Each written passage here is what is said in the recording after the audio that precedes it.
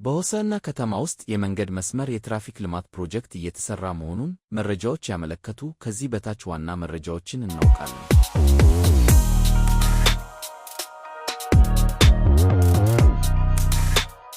ፕሮጀክቱ አጠቃላይ ታዋቂ ነጥቦች። ፕሮጀክቱ የግሬቫል መንገድን ወደ አስፓልት የመቀየር እና ማሻሻል እንደሚሰራ ይታወቃል። መንገድ ርዝመቱ 189 ኪሎ ሜትር እና 7.0 ሜ መንገድ 1.5 ሜትር መዳረሻ ስፍራ ወደ አስፋልት መቀየር ይፈልጋል።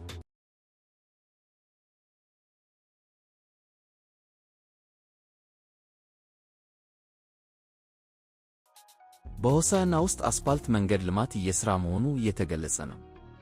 በ2025 የሆሳዕና ከተማ አስተዳደር 35 ኪሎ ሜትር የኮሪደር ፕሮጀክት 3.8 ቢሊዮን ብር ወጪ በማድረግ እየሰራ ይገኛል።